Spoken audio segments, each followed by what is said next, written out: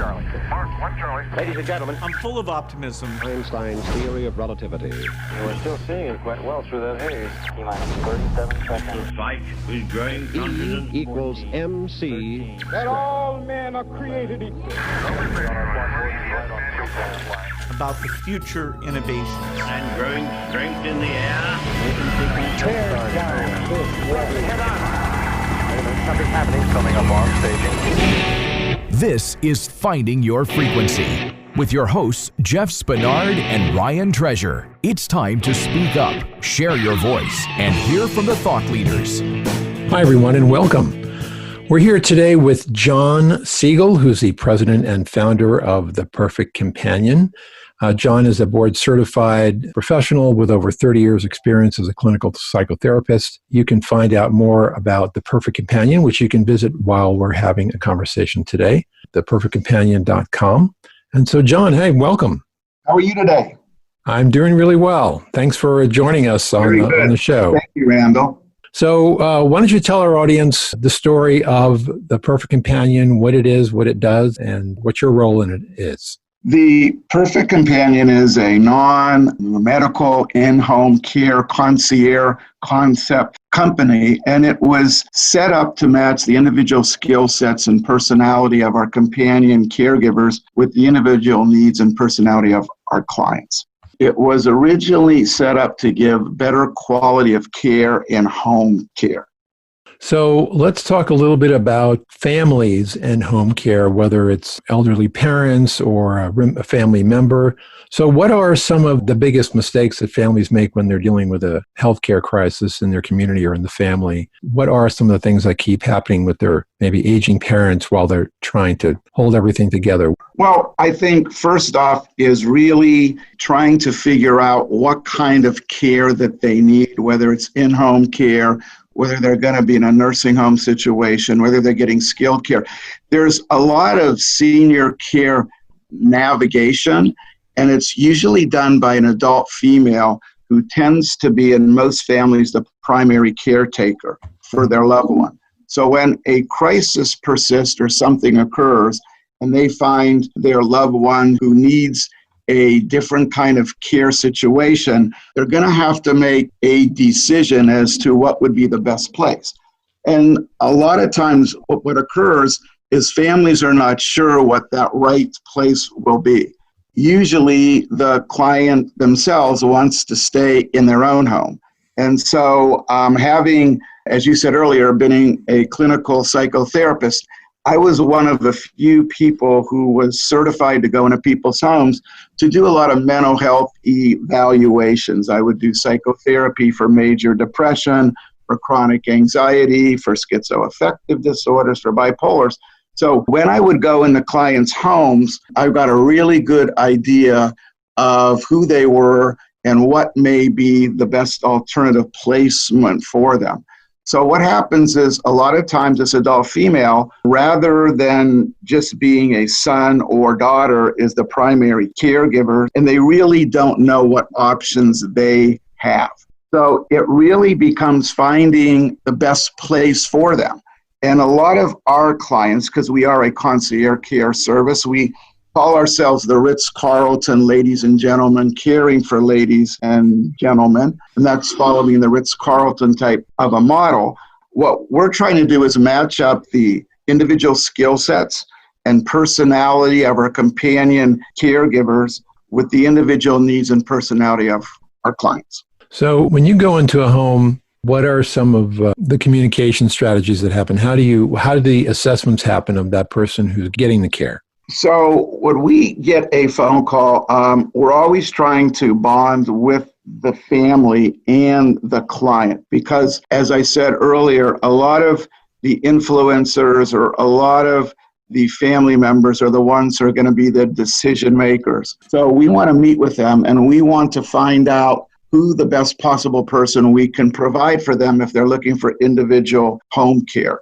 So when we get that phone call, we're going to be doing a clinical care assessment on that individual. And that clinical care assessment will consist of a multitude of things from nutrition, from medication regimes, how they live on a day-to-day basis.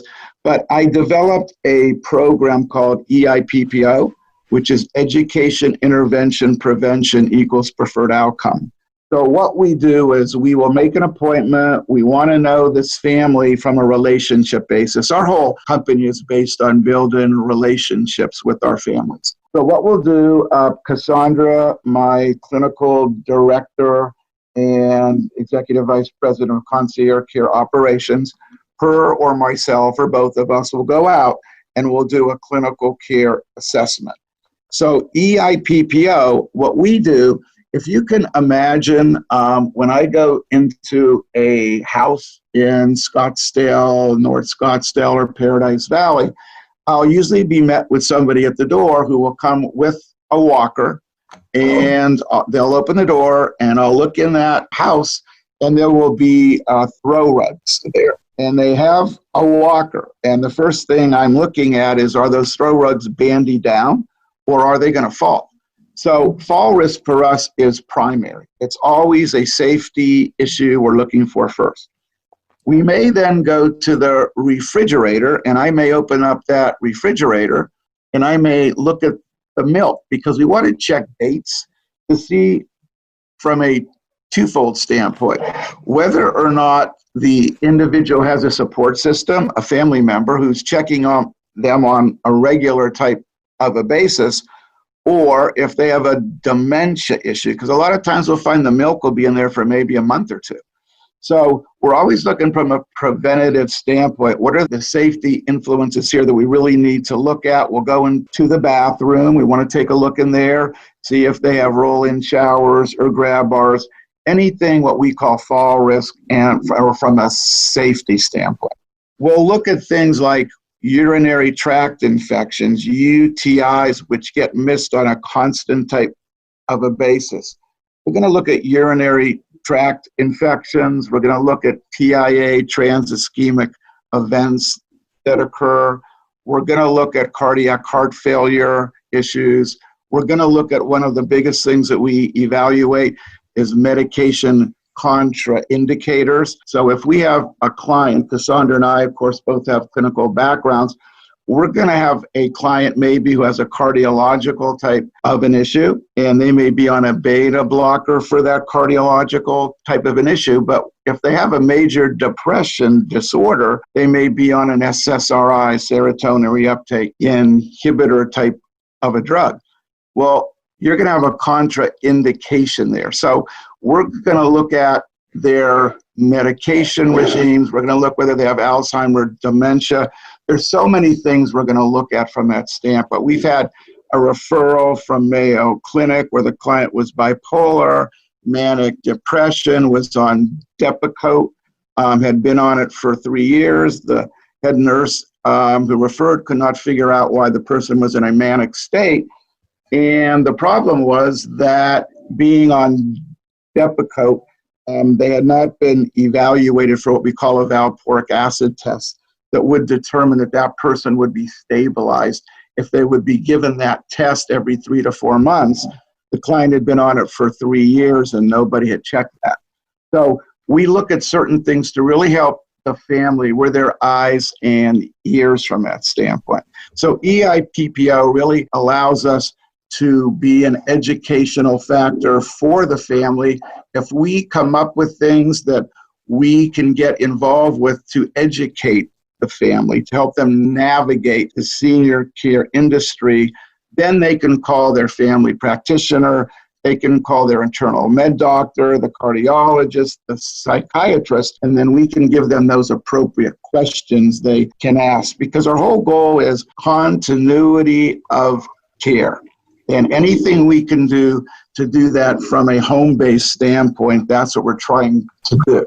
There's another aspect, I think a very unique aspect of your business in regards to the matchmaking service for estate management. Why don't you talk a little bit about that area of Perfect Companion? So this is an evolving force as we speak, and it's really cool. So when I originally started the Perfect Companion, I was doing an evaluation in North Scottsdale in 2005, And I had a head nurse at Gentiva, which was a home health care company at the time. I think they were acquired by another company. The head nurse, she had known me well, and she was really concerned about the quality of care that she was getting from a caregiving company. And at that time, a lot of the caregiving companies, and still are franchise. They're a franchise type of a model, and they're really volume oriented. I'm not going to say they're certainly not trying to build relationships. They're not spending that time to build relationships with the families. We spend a lot of time. And this nurse says, John, your clients trust you. Everybody knows you. Everybody trusts you. And you should think about starting up some kind of a boutique type firm. I mean, she really laid it out for me at that time. And I thought about it. And I had friends back east who had 13 Comfort Keeper franchises. And little did I know, the law of attraction brought me into this, because that night I went home and I just happened to talk with my friend, and he mentioned he owned 13 Comfort Keeper franchises. So talked with him, went back east, and got to see what kind of model of care that they had. And I knew instantly this was the antithesis of a model I would want, because it was people in cubicles, just talking to people, sending somebody out there. I mean, for me, it had nothing to do with quality of care. It was as many clients as you can get, as much money as you can make, and you have to pay your franchise fees too. So I wanted to set up a real boutique. And so it all came down to matching up the individual skill sets and personality of our companions with our personalities and needs of our clients. That's what I came up with, because I could see these people really wanted someone who felt like they were part of their family. These are individuals who are used to being successful their whole life. They're captains of industry. They're people in the entertainment industry. We've had Academy Award-winning actresses and actors. We've had sports stars. And not that we just service those people, but those are the kind of people the referrals have come over the years. I kept coming back to this eHarmony model, this Match.com type of a model. And being a psychotherapist, I used a lot of psychological tools in my practice, such as the Minnesota Multiphasic Inventory, a lot of personality testing things. And I thought, if there's a way that we can match up the personalities through some psychological tests and measures that we have, that would be a super way of doing it, rather than us doing it from a subjective standpoint. So throughout the years, we've been working on that, but as we speak, we have a company in the North Shore of Chicago, Highland Park, a really good friend of mine who I was a camp counselor when I was a young man, and she was a camper of mine. And it just so happens that she's been very successful as a clinical psychologist in her own right.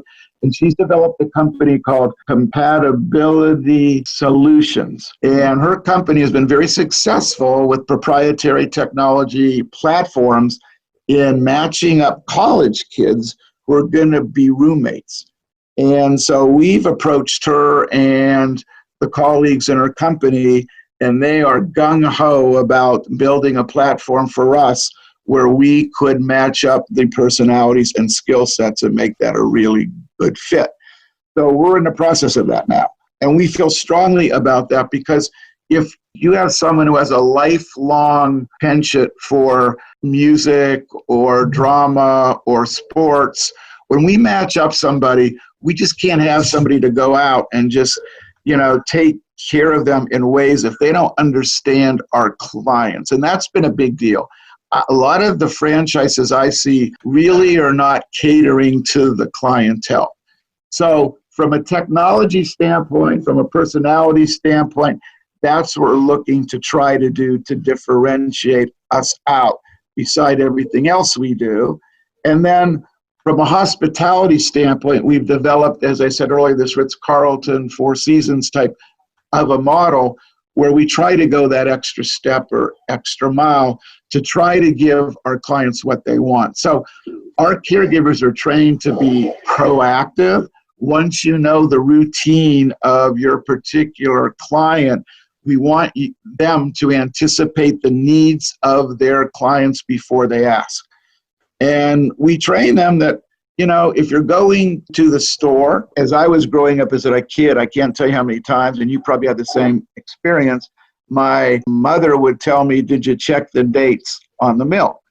And so we try to train our people to get the milk that's in the back because that's probably the freshest. Are they going to get the frozen turkey breast from the freezer at the store, or are they going to get the freshly cut turkey breast that is at the deli? Things that may sound small, but to our clientele, it's very important from a niche standpoint that we get that right because they're looking for that quality in all aspects of their life. Well, that quality, as you said, is very essential. It's very important because you have spoiled food that may be interfering with medicine, or it may put the person who's being cared for in a health situation. And I can understand that.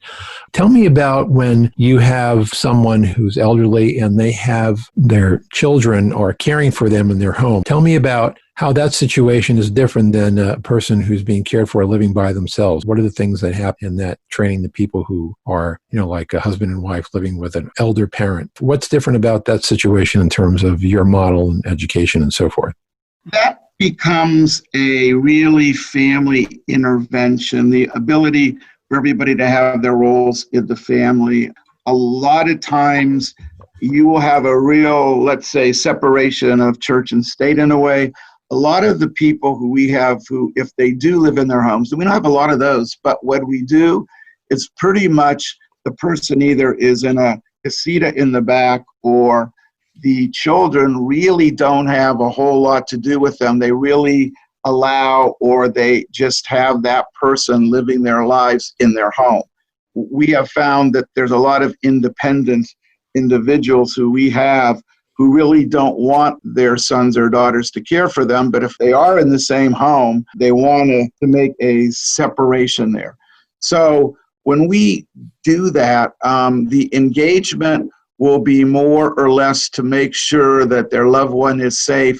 We communicate with them, but we're always going to look at the situation as what does the client want first? Because some of our clients are so independent and they don't want to be dependent on their loved ones that they don't always want us to even engage them. But it just all depends on that type of a situation. When we go into institutional places, we're in the higher end institutional places in Scottsdale, and we have an excellent rapport with them. Cassandra is the one who goes out there and she talks with the families and engages them in a life care type of situation where, I think she can speak to that. She's really good at being able to engage the family members. And if we need to do things for the individuals, they will let her know that. What do you see as sort of the next things that are happening in your industry? There's a lot of things. I haven't mentioned, I got a call one night late at night from the Consumer Electronics Show in Las Vegas a couple of months ago. And a gentleman looked me up on LinkedIn and he said, I think your company would be a perfect fit for us. And I didn't know what he was talking about. And he said, we are in the process of building caregiver robots. And this was a gentleman from Calabasas, California, who happened to be one of the innovators and founders in iRobot. And him and his colleagues had started a company called Labrador Systems. And they were engaged with Amazon and Amazon Alexa. And they thought, based on the model we have, that we would be a really good fit for them to test out robots in their home. And when they say robots, a lot of companies in my field might be afraid of that, but we're not, because we know we build relationships with our clients, and the robot is not taking the place of what we do. We build relationships. We do all the clinical part of things that robots can't do. But what the robot can do is the menial tasks that our caregivers may do now. So, we are in the process of working with them. I know that we were going to be invited to this REMARS thing in Las Vegas in June, and there was going to be an announcement made about us teaming up with them. But now with COVID-19 pandemic, we really don't know where that stands. So I think robots could have a place in caregiving in the future, to be able to do those kind of tasks that don't require a caregiver to engage. But I think it could be used as an adjunct from that standpoint. So there's a number of things, as you just mentioned, from a telehealth standpoint. I believe that in the future, and especially what we're going through now, a lot of businesses are going to have to change the models that they do. And you're absolutely right. Like we're talking on Zoom right now. A lot of office jobs may be gone. A lot of people, commercial real estate jobs might be gone. I mean, the whole industries may change into doing a lot more work at home, e-learning, colleges. I mean, I don't know what colleges are going to do. College, it'd be so much easier to do everything like we're doing it right now on the internet. So I think there's a lot at play there. And I really think that technology is going to play a role. So from a telehealth standpoint, what I envision for us is what I call a pod mod. And our pod mod is to have a social worker or nurse or healthcare person who for every, say, 10 to 15 clients can monitor their care in home. And whether it's through Skype or whether it's through Zoom or whether it's through any kind of telehealth model of care, that care can be transitioned from hospital care, inpatient care to outpatient care. So I believe strongly in that because I think the pod mod is the way it will go. So we can do all the multidisciplinary things that we do in home. We'll be able to do that instead of really having to visit them all the time, which we do. We can do that through Skype. And we actually have a technology system now where we have a family portal on our technology platform where our families can they can see what the caregiver is doing with our clients. Our caregivers document on a daily type of a basis. So they can actually interact with our caregivers and they can interact with our families. So I think a lot of it will go to a technology base. Well, things are certainly changing, and one of the big areas of change is going to be at-home services, where I'm sure your company will remain at the forefront. So we've been talking with Jon Siegel, the president and founder of The Perfect Companion, and you can find out more about Jon and everything we're talking about today on his website, which is AZ, like Arizona, azperfectcompanion.com, and you can email them at info@azperfectcompanion.com. Jon, thanks for being with us today and having this chat. Thank you, Randall. It was a pleasure. I hope you have a safe day and a safe week. Thanks, Jon, and thanks to all of you listeners out there who are tuning into this program. And we'll see you again, I'm sure, real soon.